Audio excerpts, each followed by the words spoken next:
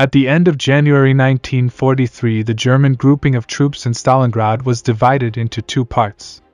The morale of German troops plummeted and mass surrender began. In 3 days, 15,000 soldiers and officers were taken prisoner. The Red Army fought street battles in the southern part of the enemy grouping and entered the central part of the city. The 38th Motorized Rifle Brigade and 329th Engineer Battalion advanced in the direction of the Plaza of the Fallen Fighters, met with fierce resistance in 2 buildings on Lomonosov Street. 1 building was captured and a prisoner taken. It was found that the buildings were strongholds on the approaches to the central department store. The basement of the department store housed the headquarters of the 6th Army and the commander. On the night of January 31st, the building was encircled and blocked. The telephone wires were cut. A firefight with the headquarters guards began. Colonel Wilhelm Adam, Paulus' personal adjutant, came out of the basement. The adjutant said that the German command wanted to negotiate. Lieutenant General Shumilov, the commander of the 64th Army, who established the time of negotiations from 8:00 till 10:00 on January 31, 1943, was reported at once. Colonel Adam led our negotiators. The representatives met with Chief of Staff Schmidt and Southern Group Commander Rosk. It was stated that negotiations on the surrender of Paulus would be carried out only with representatives of Rokossovsky or the Army headquarters. Already at 8:15 a.m., representatives from the staff of the 64th Army arrived at the headquarters of the 6th Army. The representatives at the entrance to the headquarters tried to verify their authority to negotiate.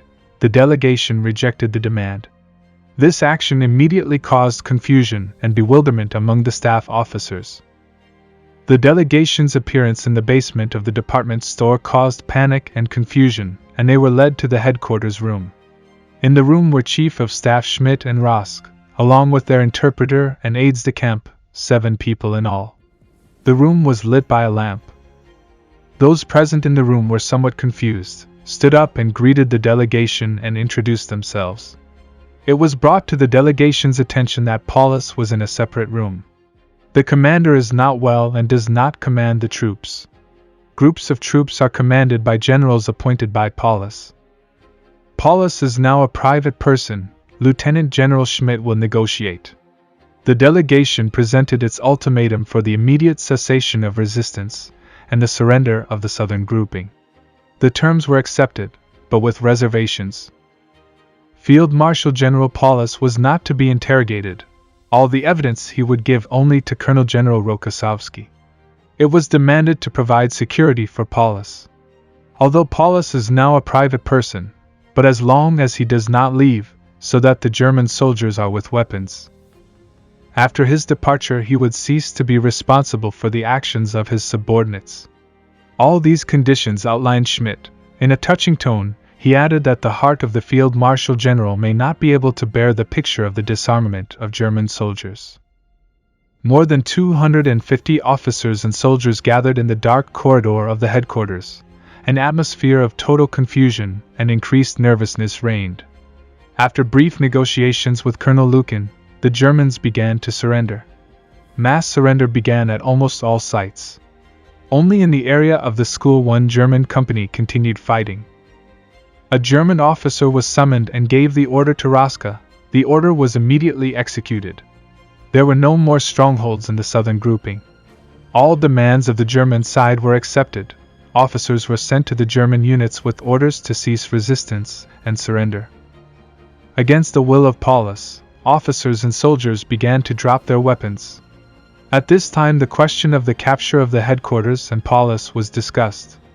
After the deadline for the gathering of Paulus and his entourage expired, Schmidt presented the delegation to Paulus.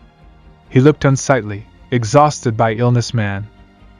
At the suggestion to give the northern grouping an order to stop the resistance, he said that there was no communication and he was not the commander of the troops of this grouping. Paulus and his entourage were brought to the headquarters of the 64th Army. Our guards were already standing by the time they left. There was no one left of the German guards. The Germans stood in a huge column in the square. Paulus survived this picture. The chief of staff was worried in vain. The General Field Marshal was depressed by the speech of Goebbels on the radio. He did not say a word about the troops in Stalingrad and Paulus himself.